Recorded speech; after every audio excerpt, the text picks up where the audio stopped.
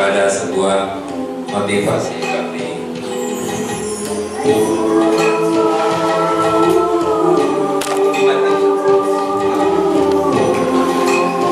Wahai ayah ibu, wahai ayah dan ibu, dengarlah rintihan anakmu, rintilah diriku ini. Sebuah nasib kerinduan seorang anak menjadi anak yang soleh, solehah. Semoga kita menjadi anak-anak yang soleh dan solehah, dan juga mampu mengantarkan putra putri kita menjadi anak-anak yang soleh dan solehah, insyaallah. Allahumma amin.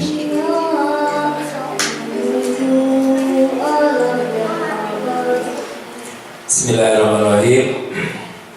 Assalamualaikum warahmatullahi wabarakatuh. Hari ini hari Ahad, kita masih suka mengaji. Hari Lebaran semakin dekat, insya Allah kita terus mengaji. Allahumma amin. Alhamdulillah, alhamdulillahirabbil alamin, alladzi anzala as-sakinata fi qulubil mu'minin liyazdadu imanan ma'a imanihim. Asyhadu an la ilaha illallah wahdahu la syarika lah, wa asyhadu anna Muhammadan abduhu wa rasuluhu la nabiyya ba'dah. Allahumma shalli wa sallim ala sayyidina Muhammadin wa ala alihi wa ashabihi ajmain. Amma ba'd. Faqala Allah ta'ala fi kitabil karim, ya ayyuhalladzina amanu taqullaha wal tanzur nafsum ma qaddamat lighad wattaqullaha innallaha khabirum bima ta'malun.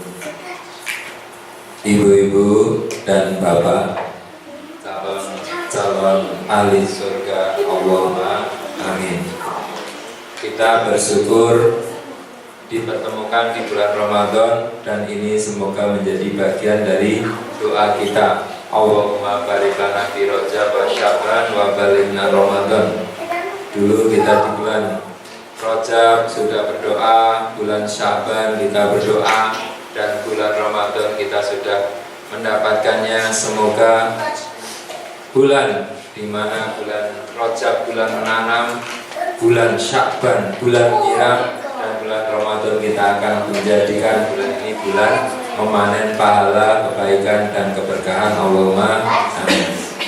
Nah, untuk memasuki bulan Ramadan ini, kita bersama-sama membahas di dalamnya tentang tema The Great Power of Mother, inspirasi dahsyat dunia akhirat. Karena memang ini materi yang sangat dekat. Setiap saat, setiap kita menjadi orang-orang yang insya Allah ingin beriman dan taat sampai hari kiamat, kita mendapatkan surga yang penuh dengan nikmat. Allahumma amin. Dan tema ini merupakan tema yang menurut saya rasakan sebagai tanggung jawab spiritual yang sangat berat di antara buku-buku yang saya tuliskan. Karena untuk menuliskan buku ini saya harus minta izin dan ridho dari ibu saya. Saat itu saya minta izin, minta ridho buku. Saya mau menuliskan buku tentang birrul walidain awalnya. Meskipun saya belum bakti dengan maksimal, ibu saya mengizinkan. Jadi karena apa yang saya tulis, kalau biasanya birrul walidain itu hanya pada aspek fikih, tetapi dengan The Great Power of Mother ada motivasi di dalamnya supaya nanti kita tergerak untuk bisa menemukan inspirasi dahsyat dunia akhirat. Artinya setelah membahas buku ini atau membaca buku ini, kemudian kita akan tergerak hati untuk semakin memperbaiki bakti kita kepada orang tua, memperbaiki peran kita menjadi orang tua dan memperbaiki putra-putri kita dalam rangka agar menjadi anak-anak yang nantinya juga anak-anak yang soleh-solehah itu. Jadi ini tema yang sangat menyeluruh ya. Jadi the great power of mother nanti untuk orang tua berarti dia biru abaakum ya biru abnaakum. Berbaktilah kita kepada orang tua kalian, pada orang tua kita, maka anak kita pun akan berbakti kepada kita. Jadi itu nanti menjadi sebuah keniscayaan supaya nanti kita bisa merasakan kebahagiaan. Oke, setelah kita bersyukur kepada Allah, mari kita mengucapkan hamdalah, alhamdulillahirabbil alamin. Dan yang kedua adalah kita buka sesi ini dengan membaca basmalah, bismillahirrahmanirrahim. Dan kita biasakan nanti setiap kita menjadi orang-orang yang selalu mengisi hari waktu dengan doa. Ibu dan juga anak-anak sekalian, biasanya The Power of Mother biasanya juga tidak hanya untuk ibu-ibu saja. Waktu kami berada di UGM juga untuk teman-teman mahasiswa. Jadi ini tema yang sangat-sangat universal. Kita akan menemukan the mother wisdom. Jadi sebagai rangkuman atau sebagai cover dari buku The Great Power of Mother. Karena kalau saya bahas itu butuh waktu 1 minggu. Karena nulisnya butuh waktu 2 tahun untuk nulis buku The Great Power of Mother. Tapi semoga nanti meskipun dalam waktu yang sangat singkat ini kita menemukan intisarinya dan kemudian mampu menarasikan dalam kehidupan kita dalam amal nyata.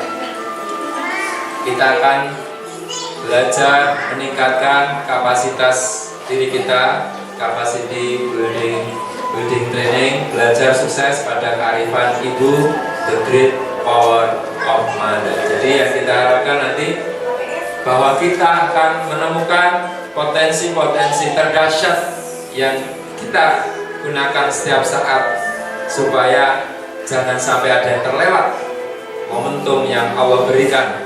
Kenapa? Karena ini sungguh-sungguh luar biasa. Ini terutama nanti dalam aspek menerapkannya dalam kehidupan sehari-hari.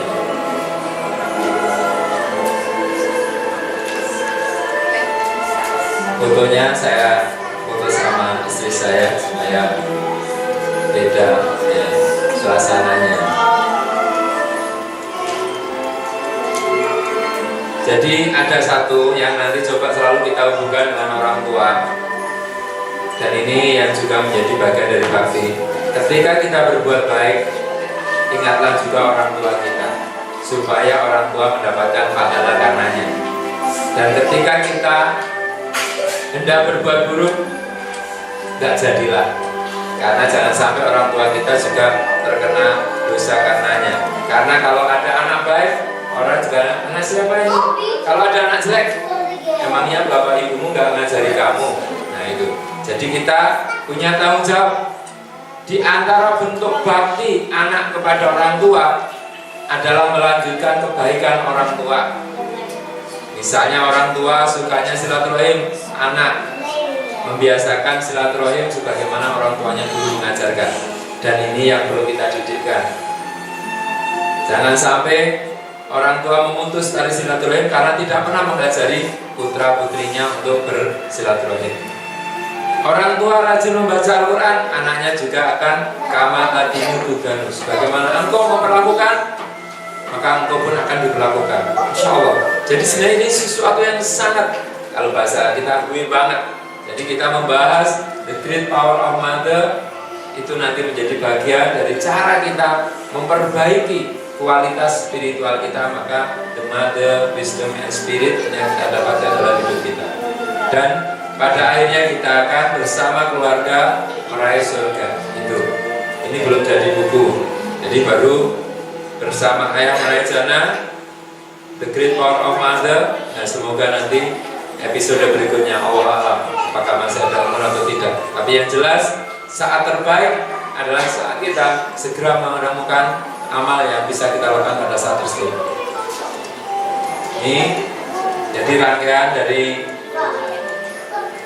karya kami adalah memang di sini sebuah fokus waktu mau membuat covernya juga ada sebuah inspirasi dari teman-teman. Gimana Pak kalau gambarnya orang berdoa, tapi doanya gimana? Ambil mesin kampus UGM dan bayangkan anaknya sedang berjuang. Jadi ada paduan inspirasi bagaimana seorang ibu selalu memberikan kekuatan kepada anak-anaknya.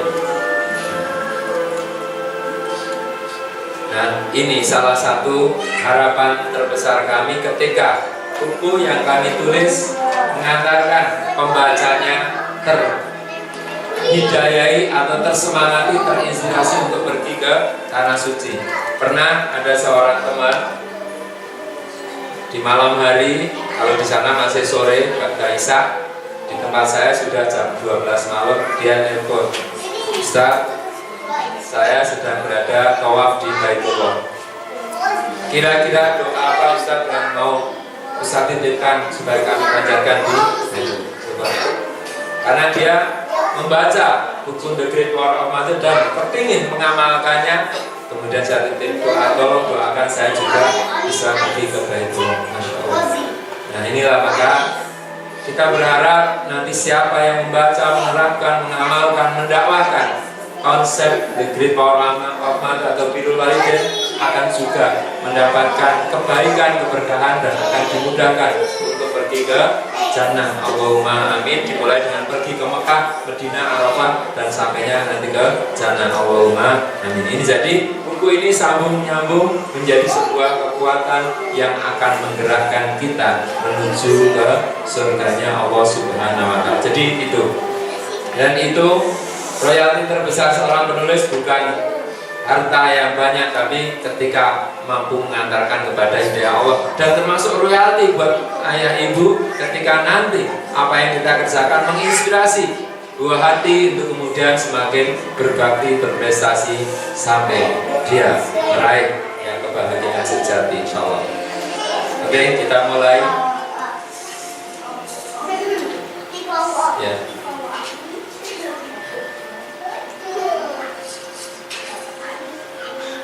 Jadi kita akan mulai bersama-sama tentang bagaimana kita merenung sejenak. Mari kita sejenak belajar dari pahlawan. Coba kita mulai ingat-ingat nama-nama pahlawan. Anda telah mengenalnya sejak sekolah di jenjang terendah. Marilah kita mengingat mereka. Coba dari sebelah kanan, siapa nama pahlawan yang masih diingat, dikenal? Ibu jawab. Kita Kartini. Ya. Senyadin ya.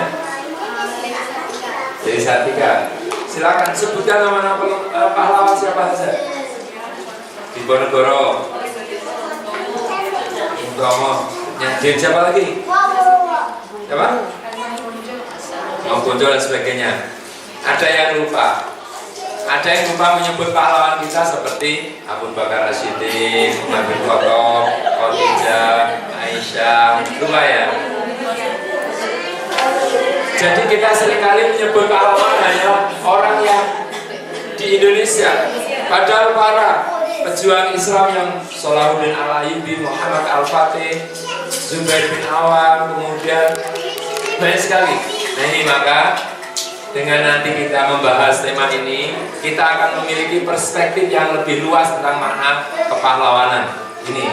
Sehingga nanti ibu-ibu mulai, kalau kami sudah memulai dengan menjadi guru TK, mengajarkan kisah-kisah kepahlawanan mulai dari Mus'ab bin Umair, kemudian ada Abu Ayyub Al-Ansori, kemudian ada Abu Bakar, Umar, Utsman, Ali, 10 sahabat yang dijamin masuk surga. Kita tersemangati mempelajari mereka, mengamalkan, dan kemudian anak-anak juga akan semakin punya semangat bahwa pahlawan kita bukan Batman, bukan Superman, bukan Hulk, bukan Kapten Amerika, tetapi kita akan mengenal sahabat-sahabat, dan itu yang akan kita pelajari bersama. Anda masih mengingat nama-nama mereka? Jadi coba nama-nama pahlawan sepanjang zaman kita hadirkan. Namun kebaikan orang-orang yang terdekat seringkali dilupakan. Ini yang membuat kita makjleb, ya. Dianggapnya semua kebaikan itu wajar mereka lakukan, mereka berikan kepada kita. Ada tukang sapu, ada tukang cuci, ada tukang setrika, ada tukang masak, ada tukang macam-macam, bersih-bersih, tukang ngomong, tukang ngurusi opo, tukang ngurusi semuanya. Ini semua kebaikan itu dianggap wajar. Ya sudah sewajarnya, wong ya ibu, wong ya pembantu, ya juru masak, ya batu. Nah, maka kita perlu mengenali ada orang yang begitu dekat dengan kita. Seluruh syarat-syarat beliau disebut pahlawan dimilikinya. Kita melupakan jasa-jasanya. Itulah. Maka sebenarnya dengan membahas ini, mumpung masih Ramadan, doa kita masih mustajabah, ya. Lumayan kan, masih ada momentum. Kita coba ingat-ingat, kita coba hadirkan orang-orang yang telah begitu besar jasanya pada kita. Ada sebuah ungkapan bahwa kita berhasil karena diantarkan oleh doa-doa orang yang kita kenal maupun tidak kita kenal. Hasilnya kita hari ini itu karena doa-doa orang sebelum kita. Salah satu di antara orang yang disebut pahlawan adalah orang yang mendoakan kita. Siapa dia? Kita memiliki pahlawan yang luar biasa. Dialah ibu. Maka kalau saya tanya siapakah hero, bukan lagi saya tapi ibu. Artinya nanti kita ingat-ingat momentum kita hari ini. Pahlawan terbaik kita adalah ibu. Siapakah hero? Ibu. Kurang semangat ya. Ibu harus semangat. Ibu itu harus menjadi hero. Nah, kalau putri ya Herawati ya. Siapakah hero? Ibu. Ibu. Ya, ini supaya anak nanti my mother is my hero. Yes. Ya, jadi ya, itu yang luar biasa. Jadi coba, mengapa ibu disebut sebagai pahlawan? Kalau tidak ada usapan sayang di waktu kecil dari ibu, mungkin hari ini kita tidak memiliki kekuatan jiwa untuk menghadapi kehidupan. Dialah pahlawan dalam kesunyian karena kita lebih sering melupakannya. Kita baru ingat ibu kalau ada masalah. Kita baru ingat ibu kalau mau bikin rumah misalnya. Kita ingat ibu baru ketika mau ujian. Kita mau datang ke ibu kalau ada yang baru mau melahirkan. Ibu, saya mau melahirkan. Sini nak, tak bantu untuk merawat bayimu. Jadi kita seringkali melupakan peran ibu karena dialah pahlawan dalam kesunyian. Karena dia ya sering kita lupakan dalam hak-haknya. Makanya insya Allah inilah yang sebenarnya menjadi sesuatu yang sangat penting kita hadirkan kembali, the great power of mother. Inilah peran ibu yang pertama, salah satunya.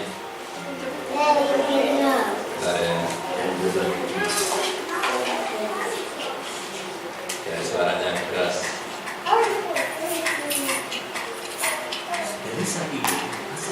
Ya, ini peran ibu yang perlu kita hadirkan.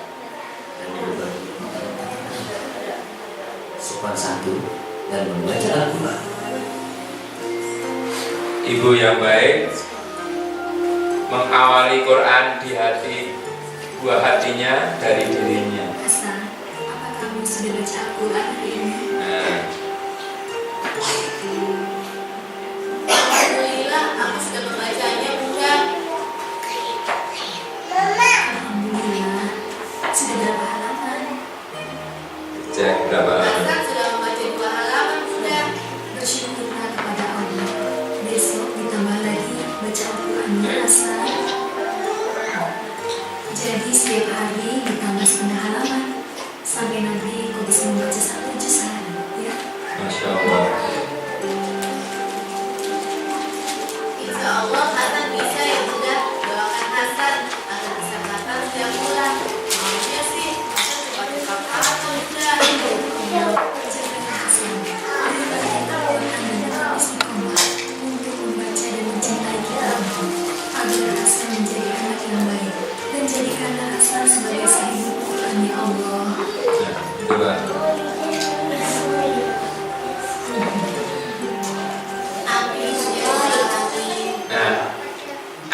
bisa mengambil inspirasi dari film ini supaya kita bisa berbagi, ada interaksi bagaimana film yang singkat tentang kehidupan Hasan di waktu kecil bersama ibunya. Ada yang bisa menanggapi atau memberikan tanggapan? Silakan.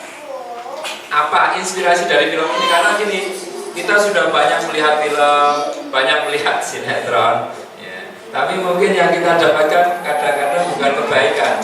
Ya, ada yang bisa menyampaikan, ibu-ibu ada dari film ini apa? Nanti kita sama-sama belajar supaya nanti ketika kita membersamai putra putri kita juga kita akan mengajarkan nilai-nilai di dalamnya. Apa? Ada? Ya silakan. Doa, betul. Doa ibu.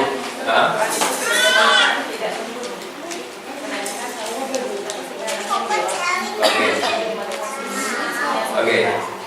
Menanyakan pertanyaan itu sebagai inspirasi. Jadi begini, kalau saya sama mahasiswa, Mas, kamu sudah semester berapa? 8 Ustaz. Gimana skripsinya? Sampai mana? Belum Ustaz. Nah, itu pertanyaan menginspirasi. Tidak, supaya selesaikan. Nah, itu betul. Pertanyaan adalah inspirasi. Mas sudah makan belum? Belum. Berarti biar segera makan. Mas sudah ngaji belum? Nah, ini termasuk pertanyaan inspiratif dan itu biasa dilakukan oleh Rasulullah. Rasulullah pernah bertanya, wahai Zaid, kan ada nama sahabat namanya Zaid bin Sabit, apakah kamu sudah bisa bahasa Ibrani? Belum ya Rasulullah. Zaid langsung cerdas, berarti Rasulullah menyuruh aku belajar bahasa Ibrani. Itu loh. Nah, pertanyaan inspiratif. Ya, yang kedua tadi katanya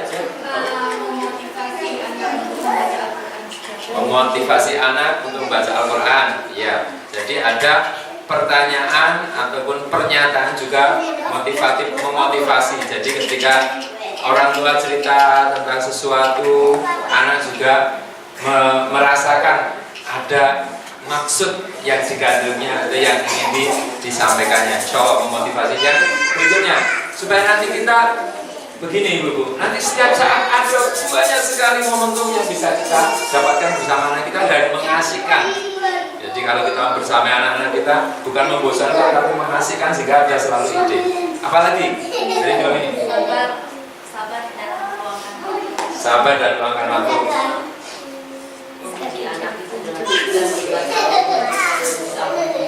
Oke, memuji dan melibatkan dengan mengucapkan alhamdulillah. Ada lagi, karena sebenarnya selain Mendukung keinginan anak untuk bisa mendukung keinginan anak, mensupport ya betul. Secara gradual. Oh iya, memberikan motivasi gradual secara bertahap. Oke, masih ada lagi. Jadi satu film tapi insya Allah banyak sekali inspirasinya. Yang pertama yang menurut saya nambahi yang ini adalah berdoa jelas. Tapi lihat tadi di film tadi, ketika anak didoakan belum mengaminkan dipegang bahunya sebagai kode, tolong diaminkan. Nah, ketika ibu nanti mendoakan anak karena habis melakukan kebaikan, juga dia berharap anak itu dimotivasi untuk biasa mengaminkan doa-doa dari orang-orang yang mendoakan. Dan ini termasuk tradisi salafus soleh, orang-orang soleh terdahulu selalu berusaha mengaminkan orang-orang mendoakan pada kebaikan. Dan ini yang dicontoh oleh salah seorang pengusaha paparon desa, Bapak Isyam Syahid. Beliau terbiasa 1 jam sehari dia luangkan waktu bersama ibunya untuk membersamai, dan dia off-kan semua kegiatan, semua HP, semua connecting, dia hanya connect dengan ibunya. Dan saat dia bersama ibunya dan teman-teman ibunya yang datang, teman-teman pengajian, dia juga minta doa dari ibu-ibu teman-teman pengajian dari ibunya, Masya Allah. Jadi seorang anak yang meluangkan 1 jam setiap hari untuk bersama ibu dan tidak mau diganggu oleh siapapun, ini termasuk hal yang menarik. Pertama, bagi orang tua membiasakan setiap saat itu selalu ada lantunan doa. Kemarin sudah ada istilahnya super surgakan perkataannya.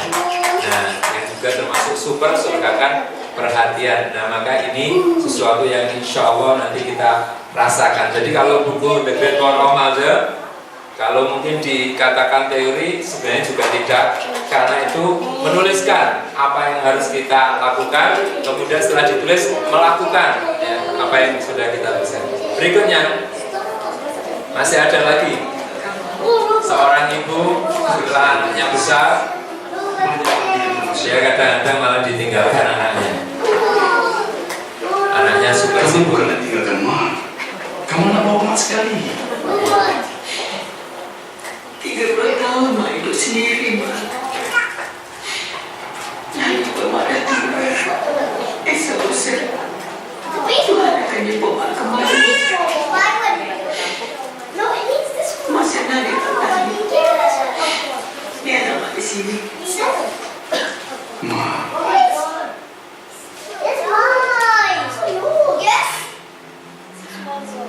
Mak sentiasa berharap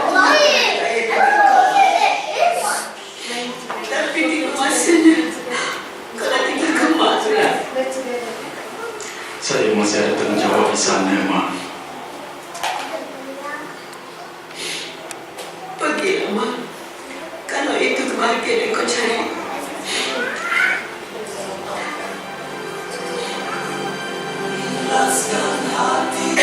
Nah inilah komunikasi antara ibu dan anak memang berat ketika kita harus pergi berjauhan dengan orang tua, harus meninggalkan. Tetapi ada hal yang menarik dari film ini, yakni tentang konsep ridho. Ridho wa fi ridho walidain wa suktu wa fi sukti walidain. Pernah ketika ibu saya sakit, saya tanya sama ibu saya, "Ibu, ikut saya yuk ke tempat saya di Sragen, nanti ada tempat pengobatan yang dekat insya Allah dengan rumah, dan bisa saya di sini saja." Saya bingung akhirnya tanya sama Ustaz, seorang Ustaz, gimana Ustaz? Saya ingin mengajak ibu saya ke tempat saya biar saya bisa berbakti, tapi ibu saya nggak mau Ustaz, gimana? Beliau ya, yang penting ibu antum itu Ibu Pak Solihin. Nah, ya. Jadi hal yang menarik, ada perbedaan antara izin dan ridho. Kalau bu, saya izin ya bu, mau keluar, ada silakan, tapi sebenarnya nggak ridho.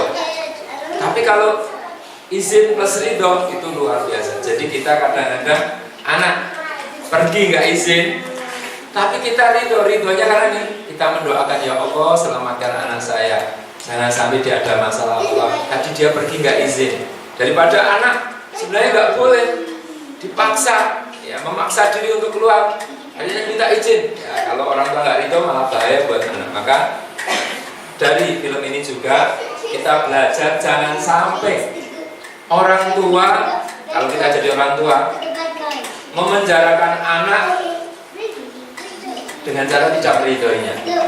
Tapi kita berusaha menjadi orang yang menyediakan ruang yang luas di hati kita untuk selalu bahagia. Jadi memang seperti itu. Termasuk kita sudah mungkin ada yang membesarkan anak, kemudian setelah anak itu besar meninggalkan kita. Kita sudah mendidik, setelah kita mendidik anak pintar nulis, lalu tulisannya mungkin menyerah kita. Kita mengajari anak pintar naik motor, begitu pintar naik motor dia pergi dari kita. Kita mengajari anak bisa bicara, setelah bisa bicara, bisa pidato, bisa ceramah, anak itu menceramai kita. Disitulah kita harus ikhlas, ridho, jangan sampai kemudian kita merasa menyesal mendidik anak kita. Jangan pernah. Ini yang nanti akan menjadi kekuatan dahsyat dunia akhirat, adalah disitulah konsep ridho. Menurut saya dari buku The Great Power of Matter dan dari Birrul Walidain itu yang paling utama adalah ridho. Ridho wa fi ridho walidain wa suktu wa fi sukti walidain. Kemarin saya ceritakan dari teman dokter spesialis anestesi yang beliau karena sibuknya bekerja, beliau minta izin dan ridho dari orang tuanya ketika tidak bisa membersamai selalu orang tuanya, karena ada tanggung jawab. Ini pentingnya nanti dikomunikasikan supaya ada saling keridhaan, komunikasi. Seperti seorang mahasiswa, dia pulang dari kampusnya ke kampung. Nah, karena zaman dulu nggak ada SMS, WA dan sebagainya, maka yang beliau lakukan, yang dia lakukan, pesan sama temannya, Kak, tolong kalau nanti kakak yang ambilkan yudisium, nanti kita pakai kode ya. Maksudnya gimana? Kalau saya ada dapat nilai C1, berarti ada nanti kamu kakak ngebel ke rumah saya. Kalau nanti mau bapak tubuh saya, berarti ada nilai C1, berarti dicari teman yang bernama Ahmad 1 orang. Kalau 2 berarti Ahmad 2 orang. Gitu ya kak ya. Sepakat itu kode antar mahasiswa. Nah, ternyata ketika sudah pulang kampung, lebaran atau apa, yang di kampus ngambil yudisium, lalu nelpon. Yang nerima bapaknya ternyata. Pak, Bapak, putra Bapak ada. Siapa? Ini. Wah, nggak ada, ini sedang ada keperluan. Pak, putra Bapak dicari umat Muhammad. Bapaknya senang, Masya Allah, ternyata anak saya di kampus aktif dalam kegiatan dakwah sampai dicari umat Muhammad. Nah, padahal itu kode, nilai C-nya lebih dari 3.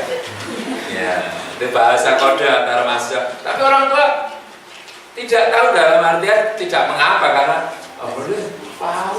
hebat sekali kamu dicari umat Muhammad. Kamu kerjanya apa di kampus?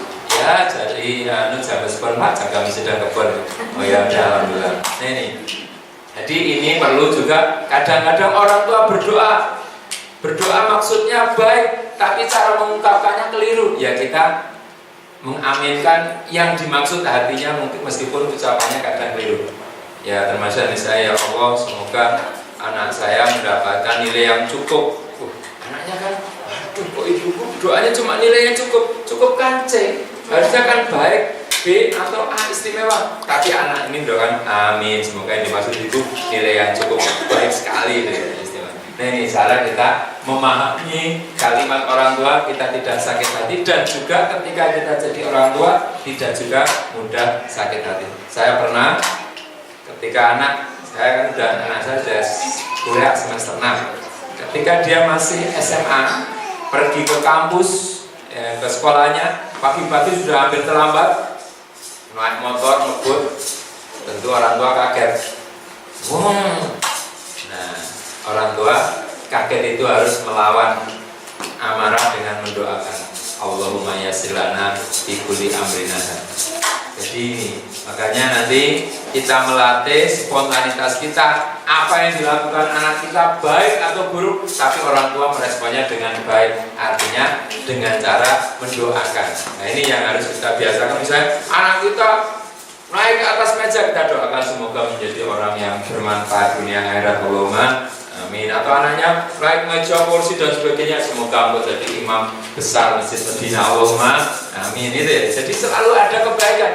Jangan sampai melawan keburukan dengan keburukan, tapi justru melawan keburukan dengan kebaikan, karena memang kuncinya adalah kalimat kata-kata ibu adalah doa. Oleh karena itu saya mengajak ibu semuanya berdiri dulu supaya tidak kedinginan. Silakan semuanya. Kita akan bersama-sama menginspirasi diri dengan sebuah lagu. Semuanya. Ya, yang bawa bayi juga boleh nanti. Kita akan nyanyikan lagu berikut ini. Ya, kita nyanyi bersama.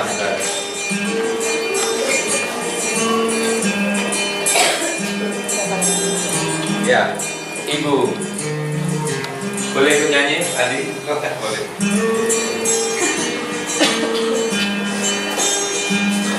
Ribuan kilo jalan yang kau tempuh, lewati rintang untuk aku anakmu. Ibuku sayang, masih terus berjalan, walau tapak kaki penuh darah, penuh nanah. Seperti udara, kasih yang engkau berikan, tak mampu untuk membalas. Ibu, ingatlah dulu kita masing-masing. Ingin ku dekat dan menangisi pangkuanmu, sampai aku tertidur pada dosa kecil dulu. Lalu doa-doa baru disebut tubuh, dengan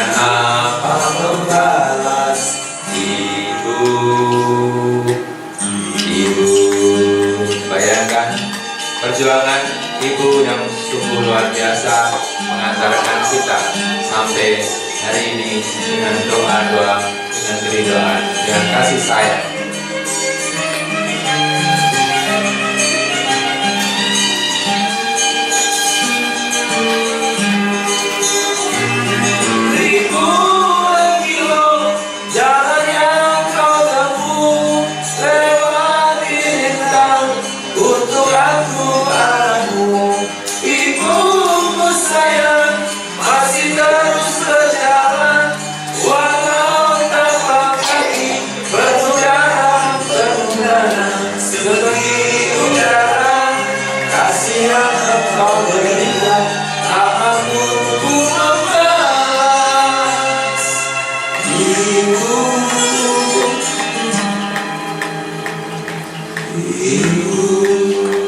Siapakah Ibu?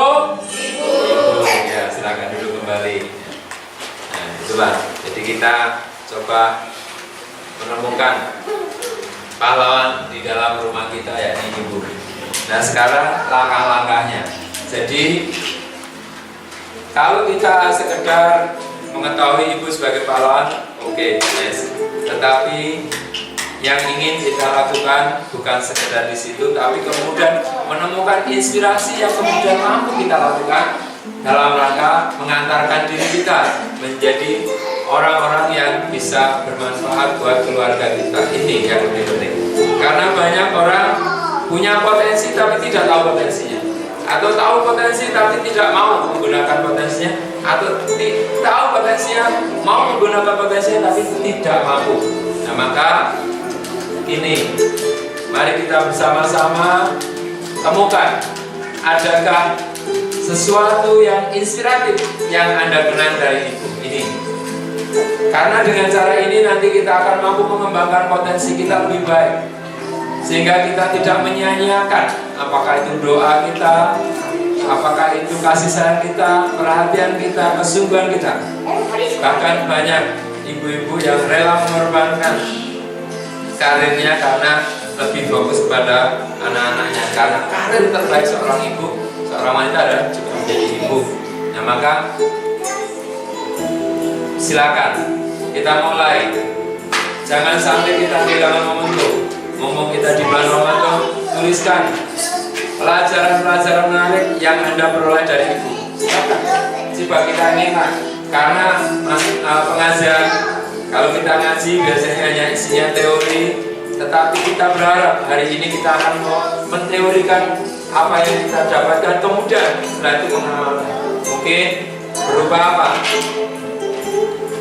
Sesuatu yang beliau sampaikan, apakah itu doa, apakah itu nasihat, apakah itu prinsip hidup, atau kebaikan yang beliau contohkan. Misalnya beliau menjadi orang yang sangat pemurah, orang yang sangat pemaaf, orang yang sangat penyayang, orang yang sangat dermawan, orang yang sangat baik. Karena yang saya lihat dalam diri Ibu tidak ada sesuatu pun kebaikan. Inilah makanya saya berharap Ibu-ibu sekalian, coba Anda ingat-ingat pelajaran penting. Misalnya kesungguhan dia. Kenapa? Ini supaya kita mensyukuri, ya Allah, ternyata ibu saya begitu luar biasa dan saya belum bisa mencontohnya, baru sangat sedikit yang bisa saya lakukan. Ini, jadi kita sambil mengenang ibu kita, sekaligus kita menghadirkan potensi kebaikan, dan nanti kita berharap ada yang sama, ya kita menuliskan sebuah bait surat cinta untuk ibu misalnya. Nah, saya ingin berbagi. Mungkin ada di antara ibu kita supaya ngaji ini, belajar ini, forum ini menjadi forum kita bersama, bukan forum saya tapi forum kita.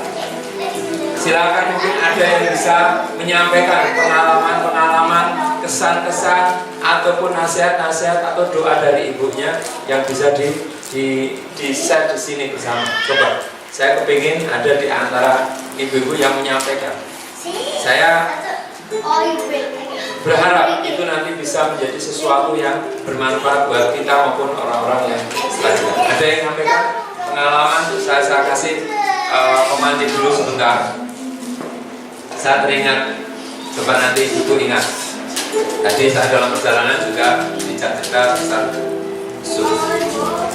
Beliau cerita, kalau beliau cerita bahwa ayah mertuanya terbiasa membaca surat Waqiah, dan itu menjadi amal unggulan beliau dan dinasihatkan kepada putranya ataupun menantunya itu. Dan saya coba mengingat-ingat, karena kita kepada orang tua kita berusaha juga mengingat kebaikannya. Saya teringat ibu saya biasa baca surat Yasin. Yang kedua, membaca surat Al-Mulk. Selain membaca Al-Quran secara keseluruhan ya, beliau juga suka membaca surat Waqiah dan membaca surat Ar-Rahman. Dan yang menjadi kenangan terakhir bagi saya bersama ibu saya adalah ketika 1 pekan sebelum ibu saya wafat adalah saya memperdengarkan surat Ar-Rahman, dan beliau komentar, aku dulu juga biasa baca surat ini. Ini kenangan yang saya rasakan dari ibu adalah meskipun ibu saya buta huruf, tidak bisa membaca menulis, alhamdulillah bisa membaca Al-Quran, membaca huruf Ekon, dan kemudian juga menasihati agar anaknya lebih baik daripada orang tuanya dari sisi itu. Dan ini salah satu. Yang lainnya ibu terbiasa beliau membangunkan saya untuk pagi hari karena beliau punyanya warung makan. Nah, saya bangunkan pagi ini sudah mau subuh, ini mesinnya sudah mau ada, silakan bangun ini. Maka kita coba menemukan apa kebaikan orang tua, meskipun itu sederhana. Mungkin orang tua itu ya biasa melakukannya, tapi bagi kita anaknya juga mulai menghargai kebaikan sekecil. Mungkin ada yang mau menyampaikan, bisa bersama ibunya, silakan. Kenapa? Kita berharap ini menjadi sebuah kekuatan yang berarti. Silakan.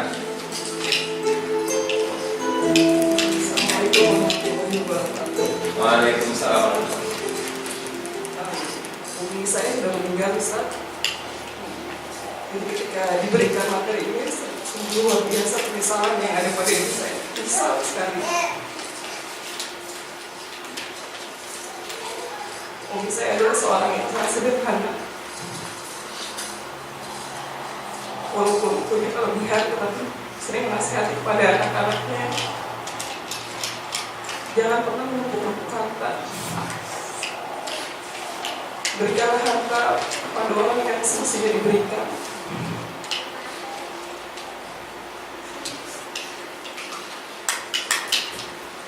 Dan jangan pernah sekali-kali untuk berharap di dunia ini yang banyak.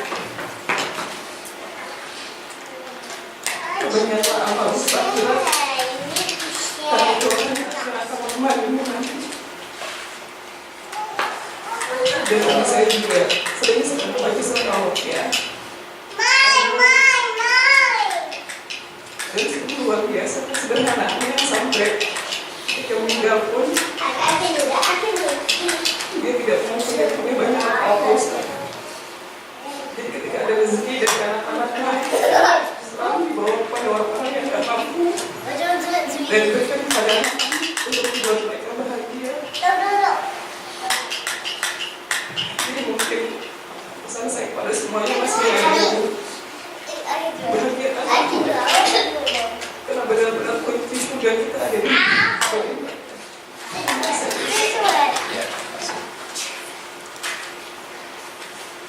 Jadi yang ingin saya ajak semuanya bahwa orang tua kita adalah pintu surga yang paling tengah.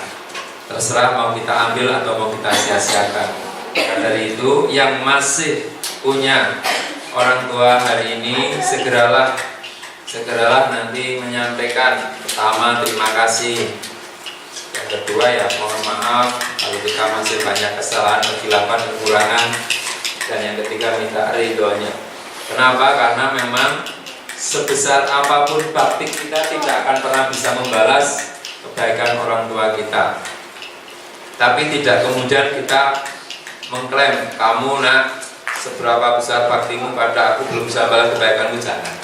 Tapi kita berusaha memposisikan tadi, pertama kalau sebagai anak berarti menjadi pintu surga bagi kedua orang tuanya, kemudian ketika sebagai pasangan istri menjadi penyempurna diri bagi pasangannya, dan yang ketiga ketika menjadi orang tua kita menjadi pintu surga bagi anak-anaknya, artinya al-jannah tahta min aqdami ummahat. Nah, Yang berikutnya, yang tadi secara tersirat juga tersurat mestinya adalah ketika kita melihat kebaikan orang tua kita, cobalah kita untuk melanjutkan kebaikan orang tua kita. Tentunya semampu kita. Orang tua suka berderma, kita juga. Orang tua suka mendayagunakan potensinya untuk kebaikan, kita juga. Itu kebetulan kalau itu ibu tadi ya, kalau ibu mertua saya dulu awalnya itu Nasrani. Kemudian kita berusaha setelah saya menikah dengan istri saya coba untuk mendapai dengan keteladanan, dan alhamdulillah sekarang beliau menjadi penggerak majelis taklim. Nah, sehingga jangan sampai kita terkesan nantinya berbakti kepada orang tua hanya maaf, memberi materi kesyukuran, tapi juga kita mengajarkan kepada mereka hidayah kepada Allah.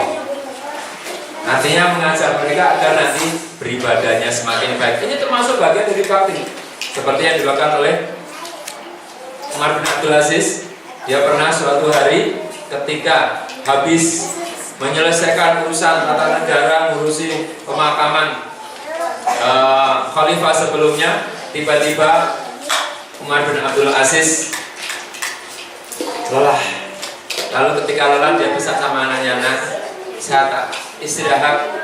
Ini sudah mau duhur, saya tak istirahat dulu sebelum duhur. Nanti setelah duhur saya tolong dibangunkan supaya bisa menyelesaikan sekian banyak pekerjaan kenegaraan." Tapi ternyata putranya yang bernama Abdul Malik mengatakan, "Wahai Amirul Mukminin, siapa yang bisa menjamin umur Anda sampai duhur? Kerjakan tugas-tugas amanah Anda hari ini juga, karena tidak ada jaminan Anda masih punya umur sampai waktu duhur." Akhirnya Umar bin Abdul Aziz segera bangkit, tidak lagi ada rasa kantornya, segera menyelesaikan tugasnya. Ini bakti. Anak juga mensupport orang tua yang punya tanggung jawab, sebagaimana kita juga menjadi orang tua yang berbakti ketika kita membersamai orang-orang yang kita bersamai agar berada on the track dalam kebaikan. Itulah sesungguhnya makna yang ini kita ambil. Ketika orang tua punya kebaikan, kita coba melanjutkan, dan kita coba sekaligus menjadikan doa atau mendoakan orang tua. Misalnya ada di dalam fikih sunnah dan juga dalam kitab-kitab fikih, termasuk dalam Minhajul Muslim Ibnu Al-Jazairi, bahwa melakukan kebaikan di atas namakan orang tua diperkenankan dalam rangka untuk mengantarkan kepada mereka mendapatkan pahala. Misalnya kita membeli sumur, misalnya sumur itu diwakafkan atas nama orang tua kita dapat pahalanya, boleh. Kita membeli mushaf, diberikan ke masjid, masjid itu kemudian dimanfaatkan untuk masyarakat, dan kita juga mendapat pahala, orang tua juga mendapatkan pahala. Jadi masih bisa mengalirkan pahala meskipun orang tua sudah tiada. Nah, maka sebaik-baik amal adalah ketika kita di dalam sebuah diskusi dikatakan, ketika di dalam kuburnya ada orang tua diangkat derajatnya, maka hamba Allah itu bertanya, "Ya Allah, ada apakah ini? Kok saya diangkat derajatnya?" Lalu Allah dalam diskusi dikatakan, Allah berfirman, "Anakmu sedang mendoakanmu, membacakan sholawat untukmu, memohonkan ampun untukmu." Masya Allah. Jadi kebaikan seorang anak juga akan mengangkat derajat orang tuanya, dan ini yang perlu kita upayakan. Kuncinya adalah kita memulai kebaikan itu dari diri kita. Jangan menunggu, "Nah, kamu yang baik-baik ini, nah nanti untuk aku." Tidak, kita berbuat baik kepada anak kita hari ini, nanti anak akan melihat dan hormat dan kemudian akan taat. Biru apa aku kita berbuat baik pada orang tua, juga kita nanti akan dibuktikan atau anak berbakti kepada kita. Ada sebuah kisah yang sangat mengerikan. Ada seorang bapak di Timur Tengah. Beliau dari loteng atas jatuh bergulung-gulung sampai ke bawah. Lalu tetangganya mau menolong. Lalu ditanya, "Siapa yang melakukan ini?" "Anak saya." "Mau tak pukulannya?" "Gak usah, jangan kau pukul anakku." "Lu kenapa?" "Dulu saya juga memperlakukan itu pada orang tuaku, dan bahkan orang tuaku sampai meninggal." Jadi ketika seorang diperlakukan oleh anaknya, suatu saat ternyata dulu dia juga pernah melakukan keburukan pada anaknya. Nah, intinya adalah ketika kita hari ini mungkin juga saya, Anda melakukan dosa kesalahan pada anak kita, segeralah kita, mumpung bulan Ramadan, segera minta maaf. Artinya apa? Jangan menunggu nanti, jangan menunggu besok, apalagi menunggu mati. Segera orang tua itu membuka diri. Nah, kalau orang tuamu salah, abi salah, umi salah, ayah salah, ibu salah, tolong minta maaf. Jadi orang tua memulai meminta maaf. Kami pernah berkumpul atau dialog dengan anak Mas Daris, ada yang Umi sesali waktu itu, yang bilangnya waktu Mas Daris masih kecil, dulu Umi terlalu memaksakan Mas Daris untuk masuk sekolah TK, padahal Mas Daris belum siap. Kata anak saya, Daris, ya gak apa-apa Mi, Umi belum tahu, belum mudeng ya. Itu artinya ada keridhaan anak. Jadi maka kita pun perlu membangun keridhaan bersama anak kita. Ini maksud dari the great power of mother. Jangan sampai kita salah kepada orang tua, juga jangan sampai kita salah kepada anak kita. Nah, itu sebagai inspirasi. Mungkin ada yang lain yang ingin menyampaikan juga pengalaman bersama orang tuanya supaya nanti bisa melanjutkan. Oleh saya lihat tadi ibunya begitu luar biasa, punya banyak kebaikan, punya amal unggulan, dan kita sebagai anak juga berusaha meneruskan. Monggo, mungkin ada yang lain mau menyampaikan? Sudah ya, ya. Oke, kita lanjutkan dulu. Mari kita ingat-ingat betapa besar kasih Bunda. Ini akan menjadi kekuatan kita. Begitu besar kasih Bunda, merawat dengan cinta. Kita coba bagaimana peran seorang ibu yang luar biasa mengharap kehidupan kita, mencinta sukses kita, mendamba bahagia kita. Rasakan, kini rasakan detak-detak cinta pembawa bahagianya, dan gunakan detik-detik momentumnya untuk hadirkan ridhonya dengan harapan dan doa untuk meraih ridho dari Allah Subhanahu wa Ta'ala. Inilah intisari dari kita mengenal dan bagaimana kita melihat bagaimana kasih Bunda, sehingga kita tidak pernah merasa sudah cukup berbuat baik kepada siapapun, tidak, tapi selalu ada inspirasi untuk berbuat baik. Sebagaimana di masa Umar bin Khattab ada orang, ya, dalam riwayat Uwais Al-Qarni, yang beliau Uwais Al-Qarni itu seorang anak yang berlatih dan terus berlatih, setiap saat menggendong keledai. Dan suatu saat dia punya azam, punya tekad, punya semangat ingin mengajak ibunya yang lumpuh bisa berhaji berumroh ke tanah suci.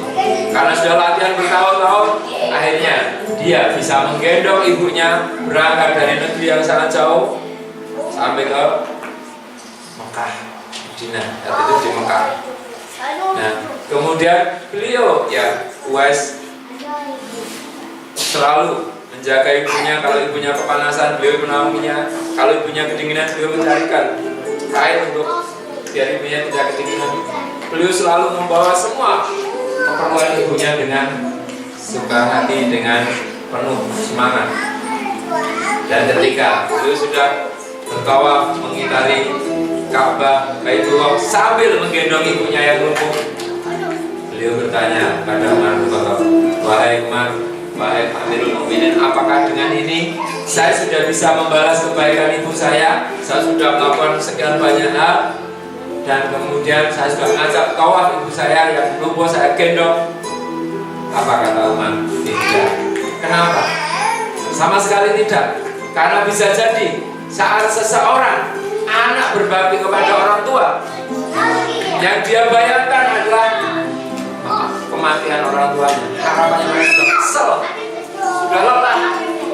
Sementara ketika seorang ibu berbakti, berbuat baik pada anaknya, maka yang dia bayangkan, yang diharapkan adalah kehidupan anaknya. Inilah yang sangat berbeda. Maka seorang ibu harus memiliki spirit bagaimana ketika kita melakukan kebaikan, kita ingin agar anak itu baik, anak itu soleh, anak itu hidup berumur panjang. Sementara kadang-kadang seorang anak atau anak-anak berkumpul ketika orang tuanya mau meninggal, yang diharapkan ada adalah kematian orang tuanya. Maka dari ini kita coba untuk menemukan inspirasi bakti dengan The Great Power of Mother. Bagaimana agar kita selalu yang pertama sebagai orang tua, sebagai ibu, kita menemukan potensi terdalam, yakni optimis menghadapi kehidupan. Jadi seorang ibu tidak boleh punya pesimisme.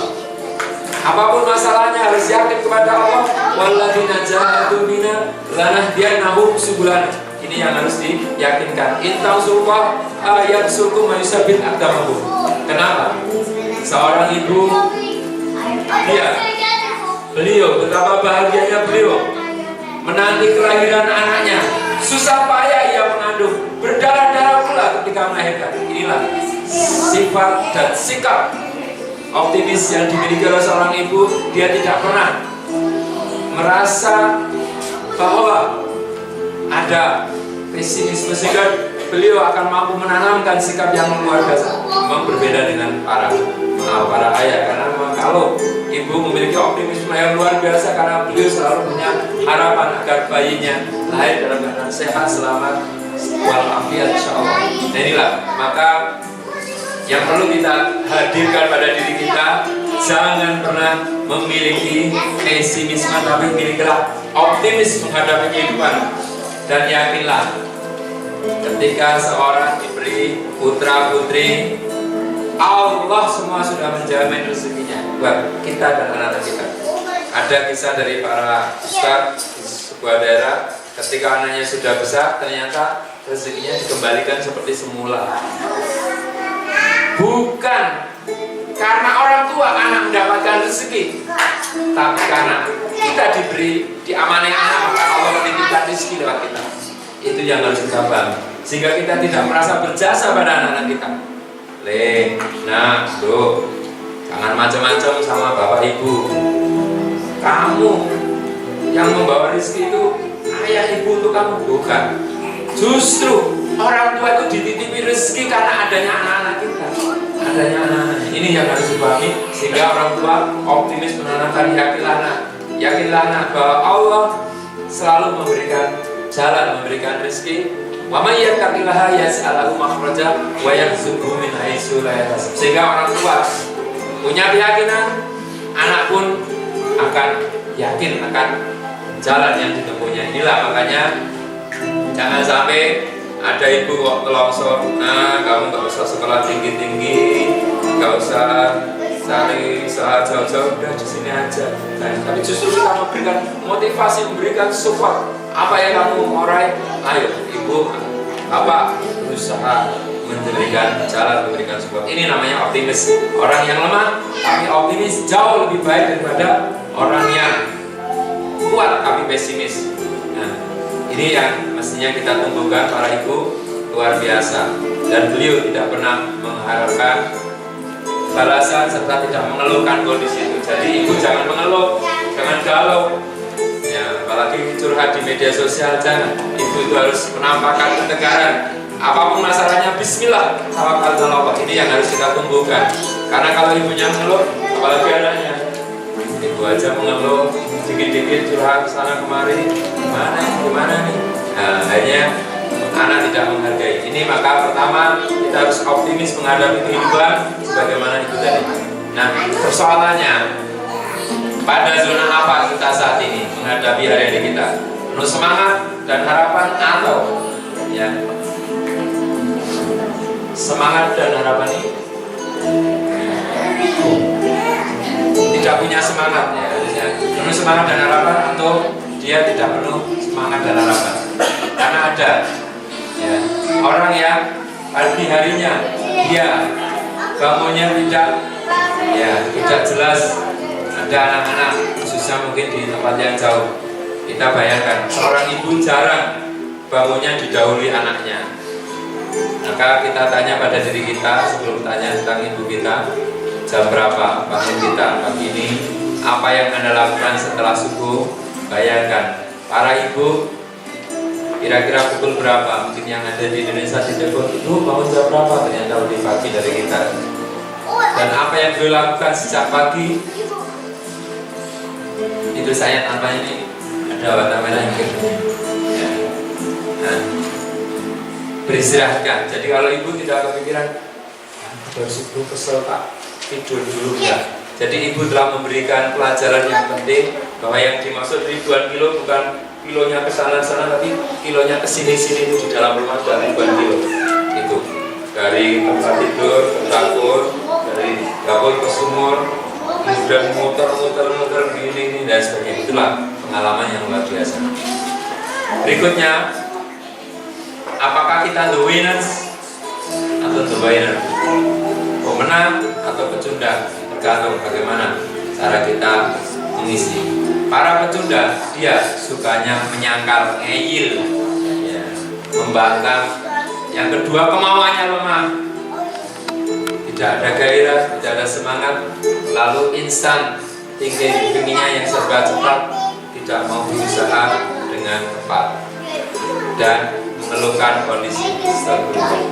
Jadi ini sifat-sifat negatif yang harus kita hilangkan. Jangan kita menjadi generasi pecundang yang kemudian membuat kehidupan menjadi tidak menyenangkan.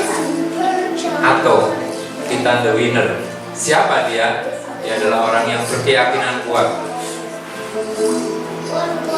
Seorang ibu meskipun gak punya harta, sudah kamu sekolah, nanti ibu jual apa terserah, jual sawah atau jual apa. Jadi karena apa? Keyakinan. Yang kedua, optimis tadi. Jadi selalu ada jalan. Dan yang ketiga, bertanggung jawab terhadap dirinya sendiri. Jadi tidak suka seorang ibu itu melemparkan atau melemparkan tanggung jawab, tapi beliau selalu berusaha mengambil tanggung jawab secara penuh. Meskipun secara formal tampak gagal, tapi pastikan diri kita tetap tumbuh. Sebagaimana para ibu yang mungkin secara ekonomi, secara finansial, secara posisi karir dan lalu tinggi, tapi sesungguhnya dia telah mengantarkan anak-anaknya menuju kepada kebaikan. Dan ini yang harus kita temukan. Kebanyakan para ibu itu tidak terkenal, yang terkenal anaknya. Tapi tetaplah orang tua tetap mendapatkan pahala yang luar biasa. Siapa namanya ibunya Imam Syafi'i kita tidak kenal, namanya ibunya Imam Ahmad, Imam Bukhari tidak terkenalnya, kenal Bukharinya, Syafi'inya dan sebagainya. Nah, maka yakinkan dalam diri kita untuk selalu berkarya meskipun tidak dikenal. Seperti jam itu meskipun yang kelihatan cuma 3 jam, menit dan detik, ternyata di belakang itu lebih banyak lagi. Nah, ibu itu seperti garam, tidak kelihatan tapi melezatkan. Jadi itulah yang harus kita ikhlaskan. Saya sebagai ayah pun juga berusaha belajar ikhlas itu. Kemudian yang kedua, apa yang kita ambil dari seorang ibu, beliau punya harapan yang kuat yang menjadikan para ibu tegar, berpayah-payah untuk mengandung dan melahirkan anak-anaknya, bahkan juga membesarkan dan mengasuh mereka. Jadi ini, jangan nggak ada ibu yang kemudian anaknya di dalam kandungan diletakkan sembarangan, nggak mungkin ya. Pasti dibawa kemanapun. Makanya ini perjuangan yang luar biasa, dan tentunya kita ya yang sudah melakukan itu, ya artinya yang ibu-ibu yang sudah melaksanakan mengandung putra putrinya, menata kembali keikhlasannya sehingga apa yang dikerjakannya bernilai berpahala di sisi Allah. Kalau di bulan Ramadan ini kita bersama-sama kita lihat bagaimana ibu yang desa mengajari anaknya ya, dengan segala keterbatasan, mengajari entrepreneur, mengajari bisnis dari hal-hal yang kecil, nah, jualan bebek ya, bukan bebek goreng masih. Nah, ini di Gunung Merapi Merbabu ya, kebetulan di daerah Jawa Tengah. Ya, mungkin yang punya rumah ke sana bisa mengenang kembali. Nah, ibunya pagi-pagi mengajak anaknya yang masih kecil, usia SD, untuk ya entrepreneur ya, untuk berpartisipasi dalam kebaikan. Ini jembatan ini sudah terkena banjir lahar Merapi, sudah tidak ada, sudah diganti.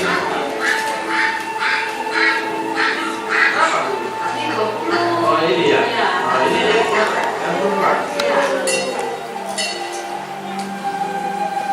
Bayangkan masa kecil yang begitu menyenangkan meskipun dalam kondisi keterbatasan. peran seorang ibu mengantarkan anak untuk menjadi anak-anak yang berguna pada saatnya. Nah ini mengasihkan sekali. Mana? Seperti anak saya satu-satunya, Pak. Masya Allah.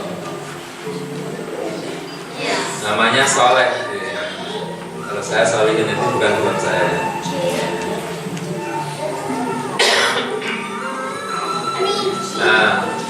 Nah ini mencari pembeli ya, anak yang pintar ya, dia punya strategi marketing, nah dia juga berjualan lagi. Ini Masya Allah, ini mempersiapkan anak-anak dengan pendidikan yang ya, praktis.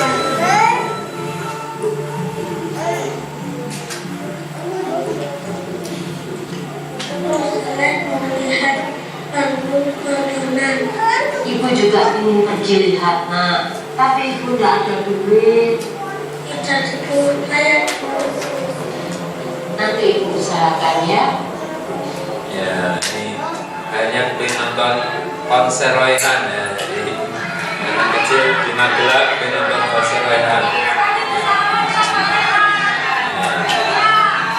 Akhirnya anak itu bergabung di sana ya, Soleh ini. Nah ini kenangan yang membawa sebuah doa mengantarkan kepada kesuksesannya. Nah begitu kisah yang mungkin nanti bisa kita temukan dalam keluarga kita, kenangan-kenangan kita. Ibu-ibu yang dirahmati Allah, kita belajar dari perhatian yang luar biasa para ibu dan di dalam mengantarkan putranya, khususnya di si Soleh. Nah, selain itu yang ketiga kita belajar keikhlasan, acceptance. Jadi ikhlas, mereka melakukan apapun demi anak dan keluarga tanpa mengharapkan apapun, termasuk balasan dari anak-anaknya kelak setelah anak-anak dewasa. Bahkan ketika anak-anak tak lagi bersedia menemani masa-masa tuanya. Ini ya memang yang berat itu, ketika kita sudah mendidik, mengantarkan, begitu sudah diantarkan anak pergi sendirian, kita ditinggalkan. Nah, yang kita perlu siapkan adalah keikhlasan. Ikhlas itu adalah berarti kita meniatkan apa yang kita kerjakan kepada Allah, bukan mengharap balasan dari anak-anak kita. Memang tidak mudah, tetapi ini perlu diupayakan. Misalnya begini, kita tadi mendidik anak kita kemudian anak kita minteri kita juga harus ikhlas, harus ya tidak kemudian kalau begitu kamu gak usah ajari aja deh, tidak, tetap kita ngajari. Kita mendidik anak kita biar bisa naik motor, bisa pergi naik bis, naik pesawat, tiba-tiba anak pergi ke sana kemari, orang tua ditinggalkan, kita harus ikhlas. Jadi lakukan yang terbaik untuk anak-anak kita tanpa mengharapkan apapun, termasuk balasan dari anak-anaknya kelak. Yang dimaksud di sini adalah balasan mungkin secara material, doa-doa ya, seperti para ulama, mereka meniatkan punya anak banyak memang karena berharap menjadi keluarga Qur'ani, masing-masing punya profesi yang unggulan, lalu menjadi keluarga yang andalan dengan amal kebaikan ini tentunya baik. Lalu kenapa kita tidak belajar pada keikhlasan ibu? Kenapa kita cuma berkeluh kesah atas setiap kejadian yang menimpa kita? Jadi ini berarti kita belajar dari para ibu untuk menahan diri, lesannya, kata-katanya. Jangan sampai mudah mengeluh di hadapan anaknya atau di hadapan orang lain atau di hadapan siapapun, tetapi kitanya selalu meniatkan, mengikhlaskan amalnya kepada Allah Subhanahu wa Ta'ala. Memang perlu perjuangan, tetapi ini sebuah keniscayaan. Ya. Selanjutnya kita juga belajar memberikan yang terbaik. Jadi memberikan yang terbaik ya, meskipun orang tua tidak punya apa-apa, tapi kemudian berusaha memberikannya. Ada sebuah contoh bagaimana ibu mengantarkan anak yang serba kekurangan tetapi mampu menjadi anak yang memiliki prestasi yang baik. Ini bukan muslim tapi bisa menjadi inspirasi bagaimana seorang ibu ini mengantarkan anak yang cacat, tangannya cuma gini, bisa menjadi pianis yang hebat. Sang ibu dari balik panggung tidak berhenti berdoa dan optimis selalu mendampingi keluarga tercinta hingga akhir hidup. Jadi yang ingin kami garis bawahi adalah kita menerima anak kita dengan segala kelebihan dan kekurangannya, dan ini yang memang berat. Karena yang biasanya kita ingin dapatkan adalah kelebihan-kelebihan. Maka nanti coba kenali putra putri kita seperti anak ini yang juga penuh dengan kekurangan, tapi di balik kekurangan ada kelebihan.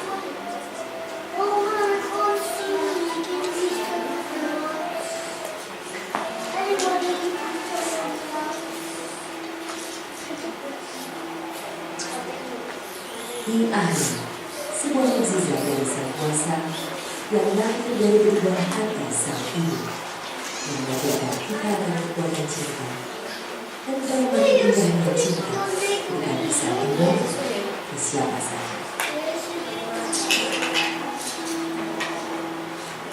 Nah, ibu-ibu yang dirahmati Allah, belajar di Ultimate Gift ini berarti gini. Seperti yang saya sampaikan pada kesempatan yang banyak itu tentang kelapangan dada. Kelapang dada menerima anak kita dengan segala kelebihan dan kekurangan. Ini yang berat. Yang paling berat. Kenapa? Karena biasanya kita mengharap anak-anak kita penuh dengan prestasi, kelebihan, tapi kadang orang tua tidak mampu atau tidak mau menerima ketika ada anak yang gagal, kekurangan, cacat, sebagainya. Anak saya 6, masing-masing punya kelebihan, dan saya juga lihat masing-masing punya kekurangan. Tetapi kalau kita cuma melihat kekurangannya saja, kita tidak bersyukur. Maka lihatlah secara seimbang, seperti sebuah nasihat. Perlakukan anak berdasarkan apa adanya, maka dia akan semakin buruk. Dan perlakukan anak berdasarkan potensinya, maka ia semakin baik. Maksudnya begini, kalau kita terlalu fokus pada kekurangan seorang anak, akhirnya kita jadi tidak bersyukur. Tapi kalau kita melihat masih ada yang bisa dilakukan oleh anak kita, maka kita akan selalu bersabar, ikhlas, dan kemudian akan berusaha memberikan yang terbaik. Jadi, ibu-ibu sekalian, kenapa kita tidak belajar untuk menghargai kesembuhan diri dan kehidupan kita? Coba, anak-anak kita hargai, ucapkan terima kasih kalau dia berbuat baik. Kadang-kadang anak bermaksud baik, membantu orang tua mengambilkan makanan, minuman, ternyata gelasnya pecah, piringnya jatuh. Lihatlah kebaikannya, dia sudah berbuat baik. Jangan salahkan kesalahannya karena piringnya jatuh. Jangan sampai gara-gara piringnya jatuh, gelasnya pecah, hati anak kita jadi jatuh, pecah, gara-gara kita tidak melihat sisi baiknya. Ini yang memang perlu dilakukan. Mungkin pernah mendengar kisah seorang anak di Singapura yang orang tuanya punya mobil mewah, lalu anaknya sedang senang-senangnya menggambar di tembok.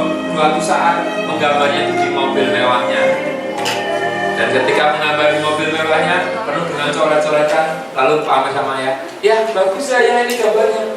Tapi ayahnya lupa diri, dia memukul tangan anaknya, bolak-balik sampai akhirnya tangan itu infeksi dan dibawa ke rumah sakit, dan akhirnya tangannya harus diamputasi. Gara-gara ketidaksabaran orang tua, akhirnya dia harus mengorbankan tangan putrinya. Innalillah. Maka jangan sampai kita karena tidak mampu melihat dengan cermat, akhirnya kita mengorbankan kehidupan diri kita atau juga anak-anak kita menjadi tidak baik.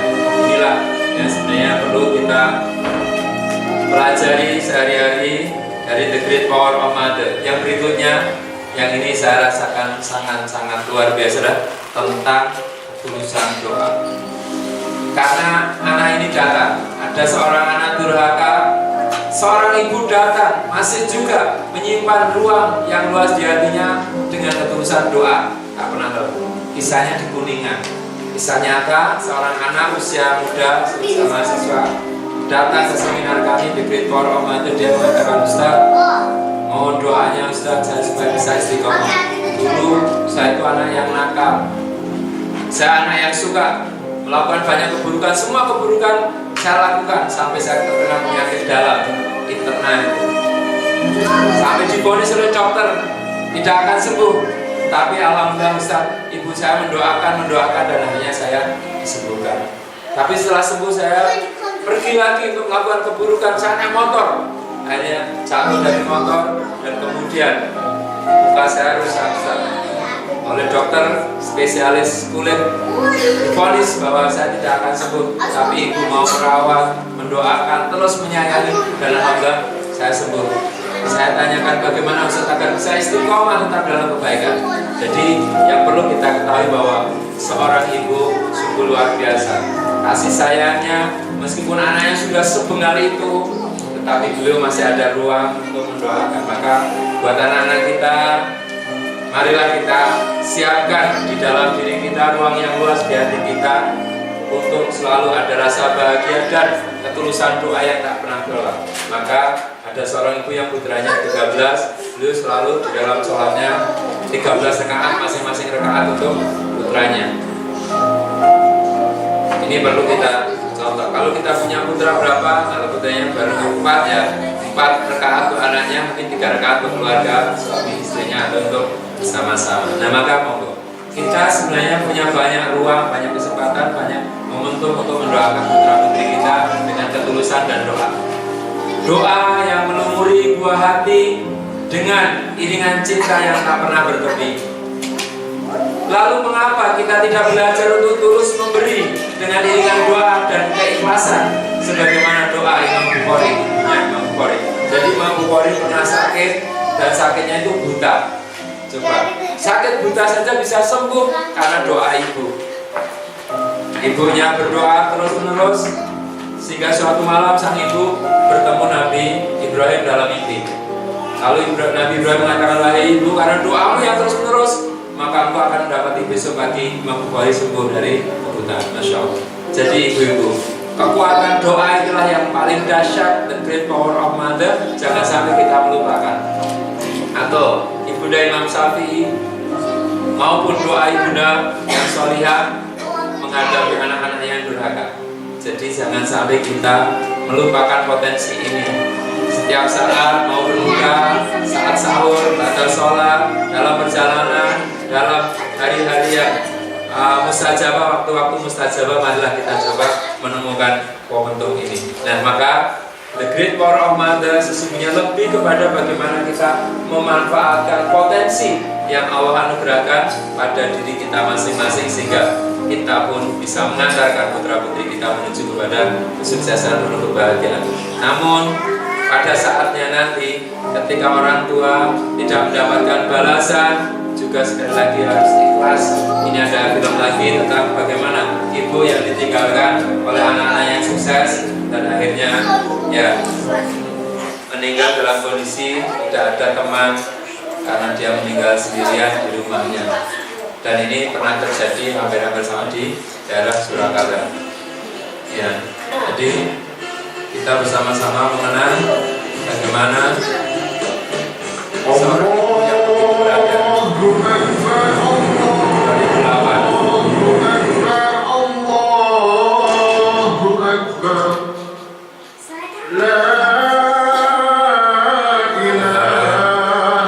Ada suara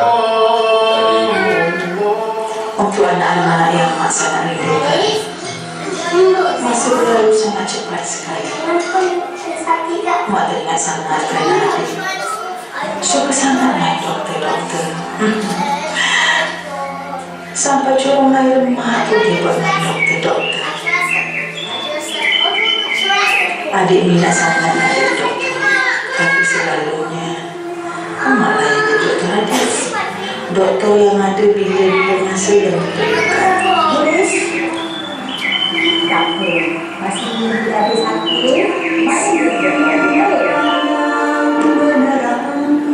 Nanti adik nak belajar rajin-rajin. Bila besar lagi, adik nak jadi doktor. Kalau mak sakit, bila masa je adik boleh ubat mak. Kadang-kadang mak bertanya, adakah nanti anak-anak boleh lakukan perkara yang sama kepada mak? Mak minta maaf sekiranya mak terlalu mendesak adik dan Alung untuk belajar bersungguh-sungguh. Adik rajin, Alung pula selalu merumah. Satu hari itu, Alung merumah lukisan Alung tak cantik dan mak coba tolong. Walaupun Alung cakap lukisan Alung tak cantik, pada mak, itulah lukisan yang paling cantik yang pernah mak lihat. Alung nak jadi fotografer. Alung kata nak ambil gambar kita keluarga selalu.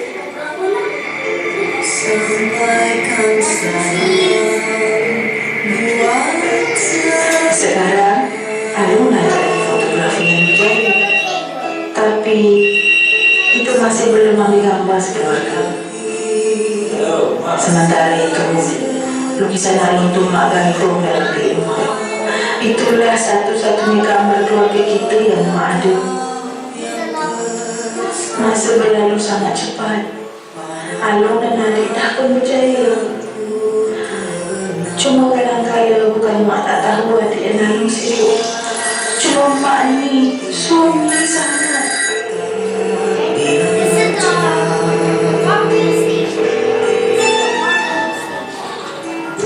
Orang ada cakap mak kita tunggu anak-anak setiap hari. Kadang-kadang mak itulah hiburan mak. Lalu juga mak mendaya separuh jalan. Takut sangat mengaku adik dan Alung. Mak tahu anak-anak mak sibuk.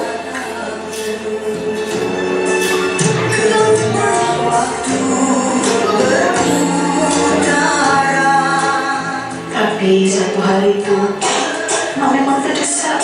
Sakit, mak semakin teruk. Jadi mak telefon anak-anak. Tapi seperti biasa, semuanya sibuk.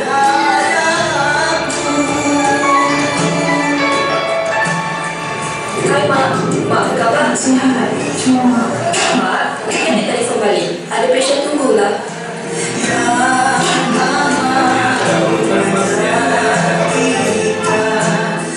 bila mana mak rasa penghujung sudah tiba, mak cuma nak cakap, mak rindu sangat dengan adik dan Alung.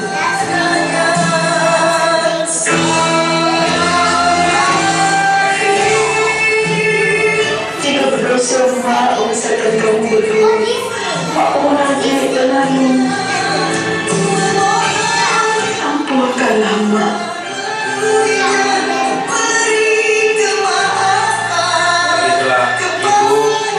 Berbuat baik lalu ditinggalkan oleh anak-anaknya, dia yang minta maaf kepada anak-anaknya. Jadi kadang memang seperti itulah yang terjadi. Kalau yang terjadi di Jaten Permi Josroyo Indah di dekat tempat tinggal kami, ada seorang ibu yang meninggal, tapi baru ketahuan setelah seminggu. Karena di perumahan sendirian dan baru diketahui setelah tercium bau dari luar rumah. Nah, maka Ramadan mari kita kirim kabar-kabar untuk orang tua, minimal dengan doa. Kita membaca ayat-ayat Al-Quran. Setelah selesai kita mengantar orang tua kita, baik yang masih hidup maupun yang sudah tiada, dengan doa-doa kita. Insya Allah itu yang akan menjadi inspirasi yang menggerakkan kita. Dan insya Allah ketika kita berdoa pun kita mengajak putra putri kita ikut bersama-sama berdoa, agar mereka juga ingat bagaimana kita semua harus mengabdikan diri birrul walidain kepada orang tua semuanya. Nah, oleh karena itu saudara-saudariku sekalian yang dirahmati Allah, itulah hal-hal penting dari The Great Power of Mother. Dan kita ingat bagaimana para ibu begitu luar biasanya selalu memiliki kebaikan yang selalu juga dijadikan sebagai motivasi yang akan terus menggerakkan. Dan sekali lagi, sebesar apapun kebaikan kita, memang kita akan pernah membalas kebaikan orang tua. Insya Allah kita mohon ridhonya, ridho dari orang tua kita, agar nanti kita sama-sama diridhoi oleh Allah Subhanahu wa Ta'ala. Nanti di penghujung acara kita nyanyikan lagu ini supaya nanti kita bisa terus memiliki ikatan hati dengan orang tua. Jangan sampai hanya karena faktor jarak, sementara sekarang sudah didekatkan dengan telekomunikasi alat, kita tidak bisa bertemu. Pernah ada seorang mahasiswi di Undip 8 tahun dia tidak pulang dari Semarang ke Bandung. Padahal jarak Bandung Semarang cuma 8 jam, kalau naik kereta, naik pesawat cuma 1 jam. Gara-gara dia merasa gak enak atau merasa gak sreg dengan orang tuanya. Jangan sampai ada rasa seorang anak terputus dari kebaikan orang tua, maka iya, anak itulah yang harus memulai kebaikan. Meskipun orang tua kita buruk, seburuk apapun orang tua, itu mereka masih punya hak untuk kita berbakti kepadanya. Gitu. Karena sampai orang tuanya musyrik, kafir sekalipun, mereka punya hak untuk kita berbakti kepadanya. Ini yang harusnya kita pahami. Maka dari itu, mumpung kita masih dalam suasana Ramadan, mari kita lembutkan hati, kita bersihkan jiwa, kita jernihkan pikiran, kita tempatkan kembali bahwa orang tua telah menjadi sebab bagi kita berada di dunia, dan orang tua juga telah mendidik kita dengan baik-baik pendidikan yang mereka bisa lakukan. Maka kita pun menjadi orang tua yang terbaik pada anak-anak kita dan menjadi anak yang terbaik buat orang tua kita. Semoga The Great Power of Mother betul-betul menginspirasi kita, karena ini baru covernya, baru bagian luarnya. Insya Allah di dalamnya, kalau kita telah lebih lanjut, insya Allah akan lebih banyak lagi. Terima kasih. Kita bersama-sama nanti mungkin ada tanya jawab. Insya Allah. Assalamualaikum warahmatullahi wabarakatuh.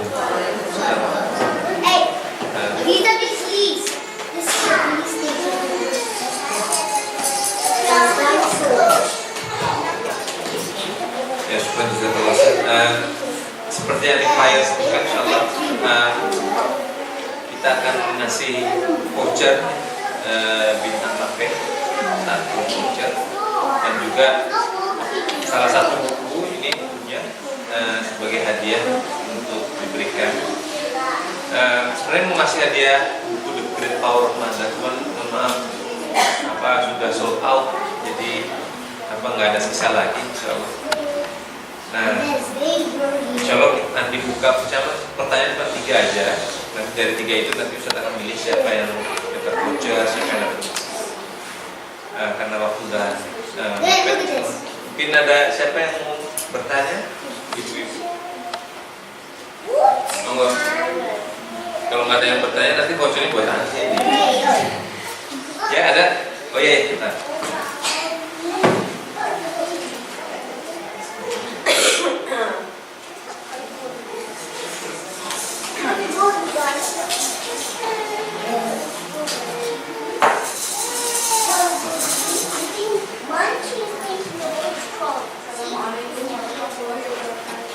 Waalaikumsalam.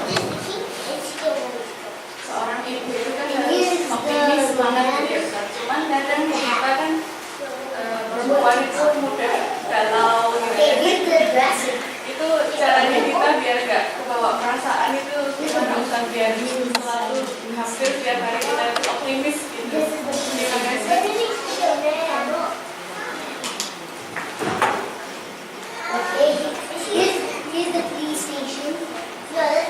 Langsung dijawab Pak, nampung dulu Ustaz. Ya.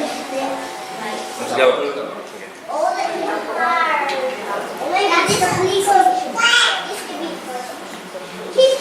Ada yang menarik, bukan karena kita optimis kita bergerak, tapi karena kita bergerak kita semakin optimis. Yang saya maksud begini, ketika kita merasa ada kegalauan, kesedihan, kegelisahan, itu penyakit manusia, maka jangan fokus pada penyakit atau masalah, tapi lakukan apa yang bisa dilakukan. Ada seorang yang mungkin karena sedang suntuk, banyak sekali masalah, banyak sekali pekerjaan, banyak sekali beban. Tapi kalau dia memikirkan beban, masalah, bahkan mungkin penyakit, dia tidak akan selesai. Tapi lakukan apa yang bisa dilakukan.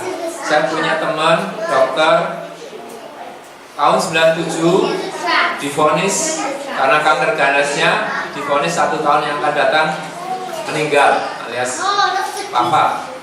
Tapi dalam waktu dia divonis tersebut, dia justru melakukan apa yang bisa dilakukan, memperbanyak aktivitas dakwah, mengajak orang kepada kebaikan, terus ternyata malah Allah panjangkan usianya. Nah maka yang ingin saya garis bawahi, cara kita menumbuhkan optimisme adalah melakukan kebaikan. Insya Allah. Misalnya kita sedang galau, ya nyapu-nyapu, nanti ternyata menemukan uang recehan, kasihkan kotak infak, kita bahagia, lakukan yang lain lagi terus. Ini artinya apa? Kita jangan terdikte atau terpaku pada masalahnya, tapi kita berusaha melakukan apa yang bisa dilakukan, melakukan yang terdekat, melakukan yang bisa, melakukan yang terkecil, melakukan yang sederhana sekalipun. Bahkan kita juga ketika ada masalah galau tetap tersenyum. Alhamdulillah saya ada masalah. Loh kok alhamdulillah? Berarti saya sedang akan dinaikkan kelasnya. Jadi melihat masalah sebagai pemicu untuk selalu belajar. Jadi insya Allah ya sama, kita ada semua hidup ada masalah dan setiap orang akan diuji di titik terlemahnya. Nah maka yang paling baik adalah orang yang mampu mengubah masalah menjadi amal ibadah. Artinya bahkan seorang ulama mengatakan seorang yang berbuat dosa bisa menjadi jalan dia untuk meraih pahala asal dia menyesali dosanya taubatan nasuh dan kemudian mengubahnya menjadi sumber melakukan kebaikan. Tapi jangan berbuat dosa dulu baru berpahala ya. Nah, artinya itu bisa lebih baik daripada orang yang berbuat baik lalu dia merasa gurur atau merasa ujub dengan kebaikannya, itu justru bisa membahayakan. Intinya adalah dengan positif thinking atau husnuzon thinking, dengan hati yang bersih, selalu melihat di sisi Allah itu yang terbaik. Insya Allah ya semuanya punya masalah, cuma Allah yang tempat kita bergantung. Allahu ahad, Allahus samad. Jadi ada orang dalam penjara dua, satu melihat lumur, satu melihat bintang. Yang melihat lumur dia selalu merasakan hidupnya sedih, gelisah, nggak tenang-tenang dan merasa menderita. Melihat bintang, ya dia selalu berdoa dan akhirnya akan ada jalan. Nah sama, kita punya masalah, tapi lihatlah sisi baiknya. Kemudian supaya tidak mengeluh. Kalau kita biasa mengatakan ya Allah masalahku sangat besar, kemudian kita ubah, wahai masalah Allah maha besar. Jadi seperti saya di tempat nginep itu ada makanan, makanan ini banyak sekali, sampai kita makan la haula wala quwata illa billah. Bagaimana cara menghabiskannya? Nah, tapi lihatlah ya, tunaikan satu persatu, selesaikan makanan satu demi satu, alhamdulillah akhirnya juga mulai terkurangi. Jadi daripada sibuk mempermasalahkan masalah atau galau oleh masalah, insya Allah kita bisa segera melakukan apa yang membuat kita bahagia. Apa? Tersenyum, alhamdulillah, bersyukur, karena orang yang tersenyum itu lebih bisa menyelesaikan banyak masalah. Buktikan, tabassumuka fi wajhi akhika sedekah. Senyummu untuk saudara adalah sedekah. Tersenyumlah kepada tembok, kepada teman, kepada anak, kepada bahkan pada polisi. Saya pernah mempraktekkan senyum pada polisi di jalanan. Alhamdulillah. Jadi ternyata berbagi kebaikan itu dimanapun, selama itu suatu yang halal. Jadi jangan sampai sudah susah, masih cemberut, masih ketus, astagfirullah, susah, hiasi dengan alhamdulillah. Itu, dan ibu insya Allah nanti bisa belajar, nanti kita nyanyi lagi, kita supaya menghayati ya, tidak perlu dihafalkan. Yang kedua, silakan.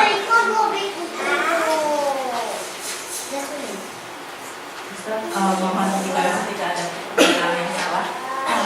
Perempuan itu kan setelah menikah hikmatnya atau prioritasnya menjadi berubah, biasanya sama ibu atau sama bapak, kemudian tahu-tahu berubah menjadi ibu pada suami gitu.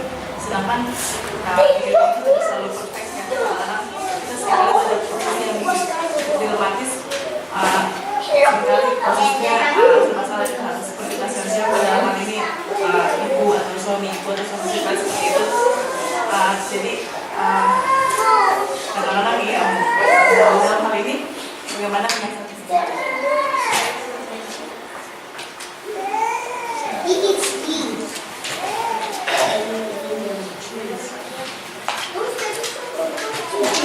Ya, kalau di dalam buku The Great Power of Mother ada istilah fikih prioritas dalam birrul walidain atau berbakti kepada kedua orang tua.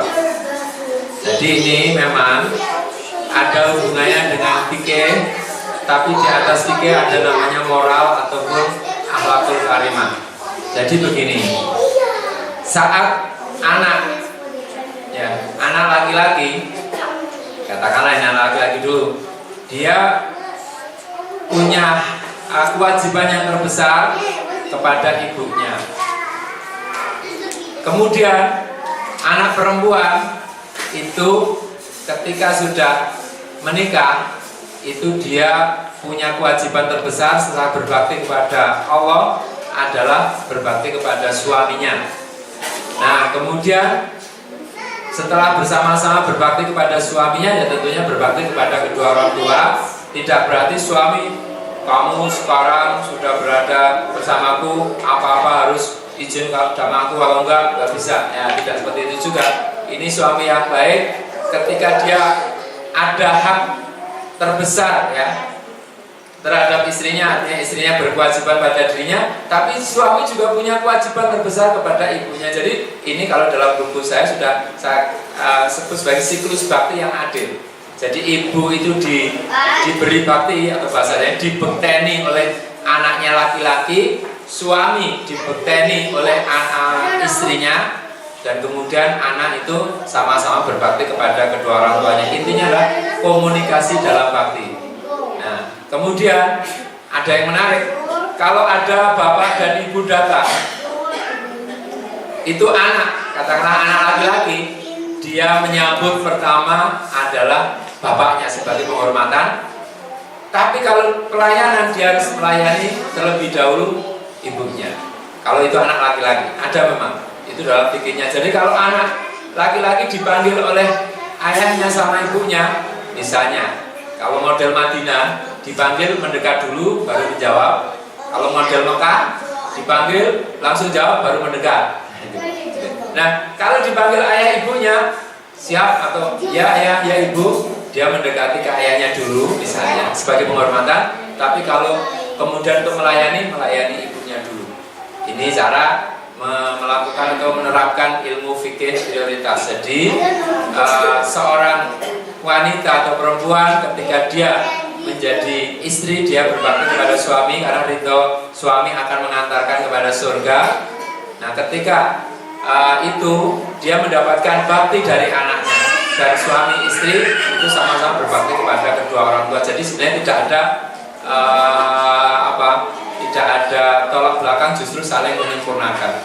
Saya berharap kita semua bisa mendiskusikan, mendialogkan ketika misalnya istri punya uang dia, hak dia.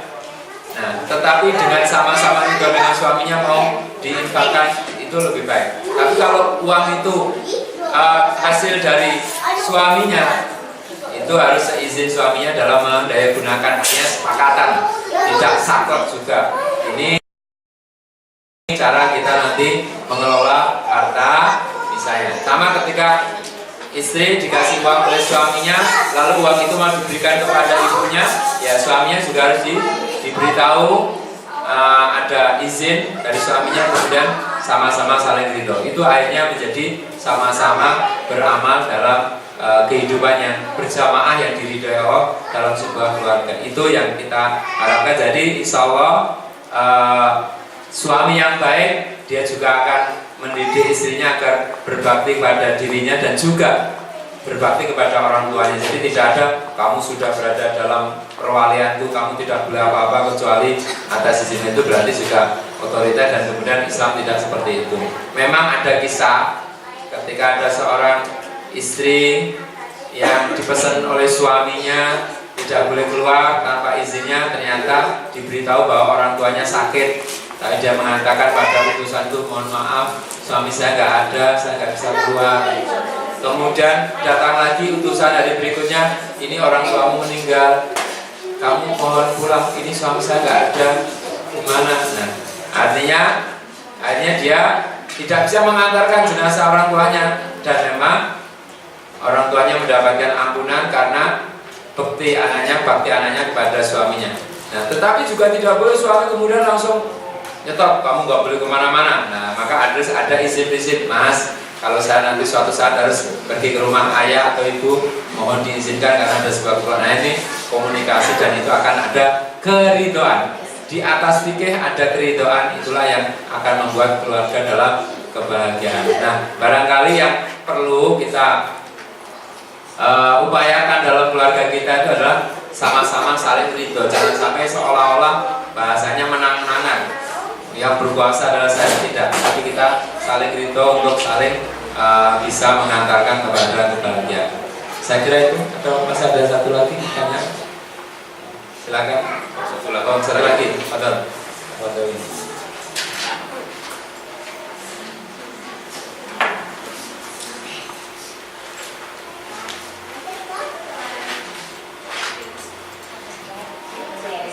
Assalamualaikum warahmatullahi wabarakatuh.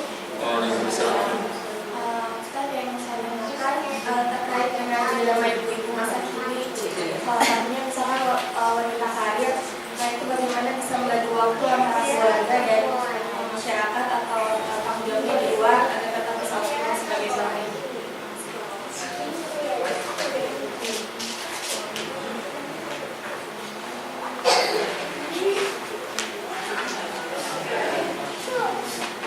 Terus terang, saya itu aslinya malah mendapatkan banyak inspirasi di sini. Di sini para ibu-ibu, para wanita solihah, para istri solihah itu lebih tangguh ya daripada mungkin di tempat yang lain. Karena mereka di sini sudah terdidik untuk mandiri. Nah, persoalan tadi yang ditanyakan bagaimana membagi peran antara karir, ya sebenarnya ada kalimat sederhana, keluarga beres, karir sukses itu. Jadi fokus keluarga, seperti ada seorang rumahan, seorang ibu, dia harus menjadi guru di sebuah sekolah, harus berangkat pagi-pagi. Maka sebelum berangkat ke sekolah, seluruh pekerjaan rumah sudah beres. Dia berangkat sekitar jam 6 pagi, suaminya juga guru, beliau juga harus ke pasar, jadi berbagi peran. Ya, istrinya ngurusi rumah sebentar, rampung, kemudian suaminya juga belanja ke pasar. Nah, kemudian setelah siap semuanya, anak-anak siap, oke, mereka berangkat menunaikan tugasnya masing-masing. Intinya adalah kekompakan peran, sama-sama saling take and give, saling melengkapi, menyempurnakan, insya Allah. Jadi misalnya suaminya sedang istri sedang repot apa, suami juga perlu berempati. Jangan sampai istrinya repot kesana kemari, suaminya update status. Malah sedang asik dengan dunia. Tapi jangan sampai suami istri repot, anak gak urus. Misalnya sebuah kisah inspiratif. Ada seorang anak usia 3 tahun tanya sama uminya, Umi, ibu, saya mau tanya. Umi sedang repot, sedang ngecek status baru sama mau ngecek mempraktikkan resep masakan yang baru. Nah, tanya sama ayahmu. Akhirnya datang ayah, aku mau tanya ayah. Ayah sedang buka relasi baru ini sambil membuka peluang-peluang bisnis dan sebagainya. Ini ada juga teman-teman SMA ayah ini sedang perlu ditanggapi ini. Ambil baca koran baru selesai. Akhirnya tanya sama kakakmu itu yang sekolah SD. Tanya, kakak, ada apa dek? Kakaknya baik kan? Kak, saya mau tanya apa? Itu lubang yang di depan rumah yang besar itu namanya apa? Sumur. Ada apa? Adik kita yang setahun merangkak kecemplung sumur. Gara-gara tidak ada pertanyaan ibu, ayah kehilangan anaknya. Maka hati-hati, jangan sampai kita membiarkan anak kita bertanya sementara kita tidak memperdulikannya. Jadi itu yang penting adalah perhatian, surgakan perhatian kita. Oleh karena itu dari 3 penanya tadi, ya insya Allah nanti yang mendapat hadiah nanti sekarang yang nomor 2 ya, yang nomor 2 ya kalau yang voucher kan? Yang kedua voucher ya ada 2 tuh artinya. Ya, 1 voucher. Ya 1 untuk nomor 1 voucher, nomor 2 dapat buku. Nah, Yang ketiga juga nomor 3 buku juga ya. Betul, jadi dapat. Oke ya, selanjutnya mari. Semoga kita selalu bersama dalam kebaikan. Sesungguhnya hati kita tidak akan mudah sakit apabila kita fokus untuk memberi manfaat kepada orang lain. Namun kita akan cepat merasakan sakit apabila kita hanya sibuk memikirkan diri sendiri. Sesungguhnya pada saatnya kita akan ditolong oleh amal-amal yang kebaikan yang kita kerjakan. Maka barang siapa ingin dilepaskan dari kesulitan, hendaknya ia memperbanyak melakukan kebaikan tanpa menunggu kesulitan itu datang, dan ikhlaskan saat melakukan kebaikan maupun saat ditimpa kesulitan. Semoga Allah menjaga keistiqomahan kita, ibadah kita, amal kita, dan seluruh kesungguhan kita agar Allah selalu mengistiqomahkan seluruh apa yang kita kerjakan. Tentu dengan doa, kita selalu berdoa memohon rahmat dan ridhonya. Allahumma inna nas'aluka ridhoka wal jannah wa na'udzubika min sakhatika wan nar. Allahumma inna nas'aluka al-huda wat tuqa wal afaf ghina. Demikian yang dapat kami sampaikan. Mohon maaf atas segala kekhilafan. Aku lu qouli hadza wa astaghfirullahaladzim. Assalamualaikum warahmatullahi wabarakatuh.